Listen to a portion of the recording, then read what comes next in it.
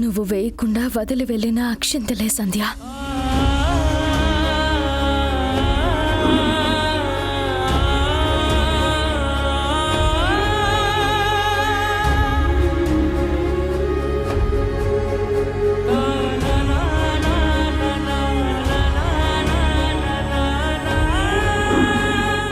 నువ్వు నీకు నచ్చిన డ్రెస్ నీ కూతురికి వేసుకోలేకపోయావు.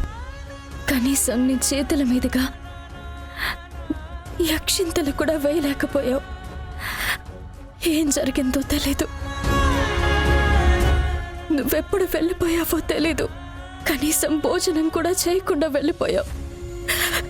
నేను నీ చేతుల మీదుగా నీ కూతురిని ఉయ్యాలలో వేయించాలనుకున్నాను, కానీ కుదరలేదు. నువ్వు వదిలి వెళ్ళిన ఈ అక్షింతలు నీ కూతురు తలపైన పడాలి.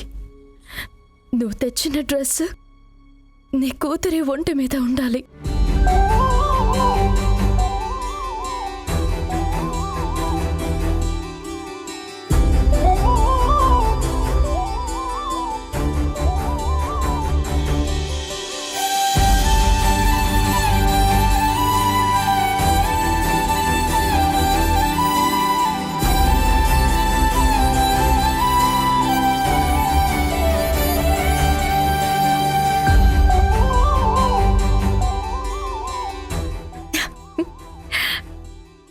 సంధ్య, నీ కూతురికి వాళ్ళ నాన్న నేసిన డ్రెస్ ఎంత బాగుందో. నువ్వు వేయాల్సిన అక్షింతలు ఇప్పుడు నేను వేస్తానే.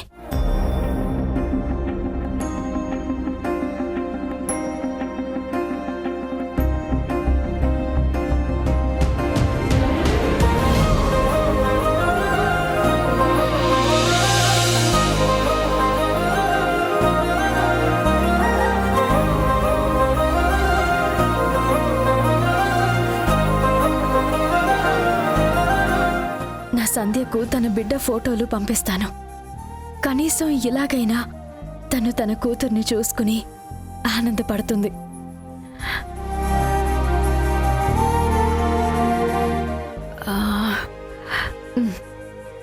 రెడీ? ఇచ్చాడు ఇచ్చాడు ఇచ్చాడు.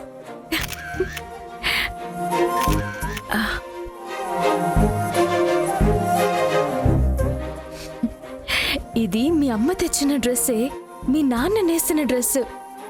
ఇది నీ ఒంటి మీద ఉంటే ఎంత అందంగా ఉన్నావో. ఈరోజు మన ఇంట్లో వచ్చిన అన్ని గిఫ్ట్లలో కల్లా విలువైన గిఫ్ట్ ఏంటో తెలుసా? మీ అమ్మ తెచ్చిన ఈ డ్రెస్సేనే.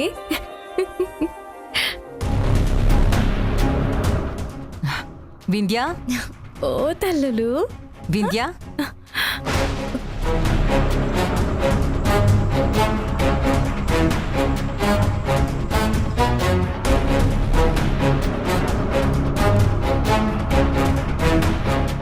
నేను పదే పదే వద్దని చెప్తున్నా.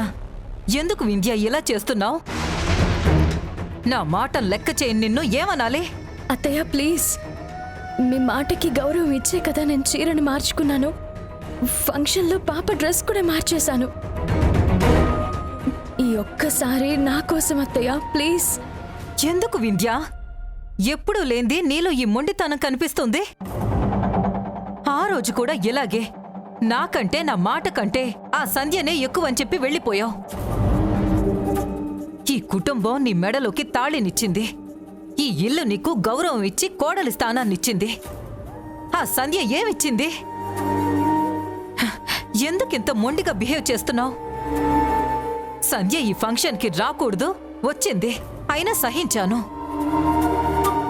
నువ్వు తన చేతుల మీదుగా పాపను ఉయ్యాల్లో వెయ్యాలనుకున్నావు, అయినా నేను మౌనంగా ఉన్నాను.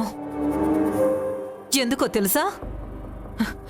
అది నాకు నీ మీదున్న ప్రేమ. నీకు నా కోపం కనిపిస్తుందే కానీ నా ఆవేదన అర్థం కావడం లేదు. నేను అభ్యంతరం చెప్తుంది సంధ్య డ్రెస్ తీసుకొచ్చింది కాబట్టి వద్దని కాదు, ఆ రంగు మనకి సెంటిమెంట్గా కలిసి రాదని. అత్తయ్య, ఈ కాలంలో కూడా ఈ రంగులు పట్టింపులు మీరు నమ్ముతున్నారా? వింధ్య, నీకెలా చెప్తే అర్థం అవుతుందో నాకు అర్థం కావడం లేదు. ఈ సెంటిమెంట్ ఇప్పటిది కాదు. నా పెళ్ళైన కొత్తల్లో మా అత్తగారు యాక్సిడెంట్లో చనిపోయారు. అప్పుడు మా అత్తగారు కట్టుకున్న రంగు ఈ రంగే. అంతెందుకు, నాకు మీ మావయ్యకి పెద్ద యాక్సిడెంట్ జరిగింది. అప్పుడు కూడా నేను కట్టుకున్న రంగు ఈ రంగు చేరే. అప్పటి వరకు నేను కూడా నీలాగే సెంటిమెంట్ని సీరియస్గా తీసుకోలేదు. ఈ ఇంట్లో ఒక కోడలిగా, ఒక భార్యగా, ఒక అమ్మగా, ఒక అత్తగా, ఇప్పుడు నానమ్మగా నేను ఏం ఆలోచిస్తున్నానో, ఏం మాట్లాడుతున్నానో అసలు నా బాధ ఏంటో నీకు అర్థం కావడం లేదు. సంధ్య తెచ్చిన చీరని నీ ఒంటి మీద నుంచి తీయించేస్తే నేను నీ మీద పెత్తనం చేస్తున్నానని నువ్వు ఫీల్ అవుతున్నావు. నేను నీ గురించి, ఈ పాప గురించి, ఈ కుటుంబం గురించి ఎంత భయపడుతున్నానో అసలు నీకు తెలియదు వింధ్య. మనకి కలిసి రాని రంగు పాప ఒంటిపైన ఉంటే ఎక్కడ ఏ అరిష్టం జరుగుతుందోనని నేనసలు ఎంత ఆవేదన చెందుతున్నానో నీకు అర్థం కావడం లేదు. రేపటి రోజున జరగరాంది ఏదైనా జరిగితే మనం కన్నీటికి కూడా సమాధానం చెప్పుకోలేని బాధని అనుభవించాల్సి వస్తుంది. వింధ్య, నువ్వు ఎలాగైనా తీసుకో, కానీ నేను చెప్పాల్సింది సూటిగా చెప్తున్నాను, విను. ఇప్పటికే నువ్వు 2 తప్పులు చేశావు. ఒకటి, నా మాటను కాదని నాకంటే ఆ సంధ్య ఎక్కువ అని చెప్పి ఆ రోజు గడప దాటి చావింటికి వెళ్ళావు. 2, నేను వద్దని చెప్పి విసిరి కొట్టిన ఆ డ్రెస్సుని ఇప్పుడు పాపకి వేశావు. ఆలోచించుకో వింధ్య, నీకు నా పద్ధతులు, పట్టింపులు వద్దు అనుకుంటే ఇప్పుడే, ఈ క్షణమే ఈ ఇల్లు వదిలి నీ పుట్టింటికి వెళ్ళిపో.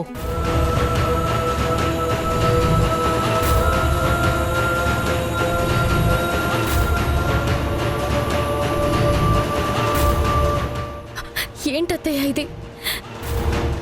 ఎందుకు ఇంత పెద్ద నిర్ణయం తీసుకుంటున్నారు? నేను సారీ చెప్తున్నాను కదా,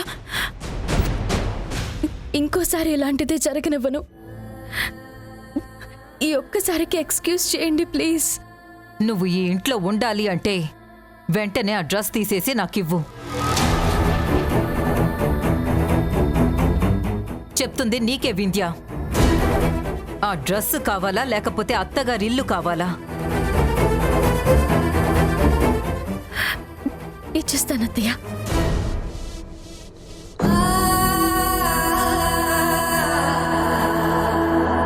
పాప కోసం ఆయన చేతుల మీదుగా నేసిన డ్రెస్.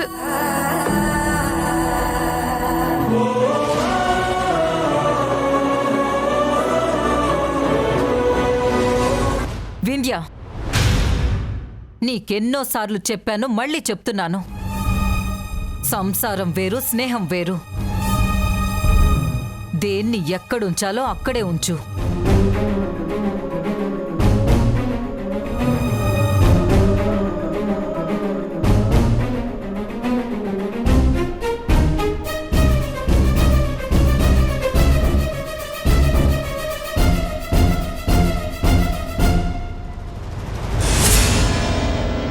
బంటి, అగ్గిపెట్టి తీసుకురా. ఇదిగోండమ్మా.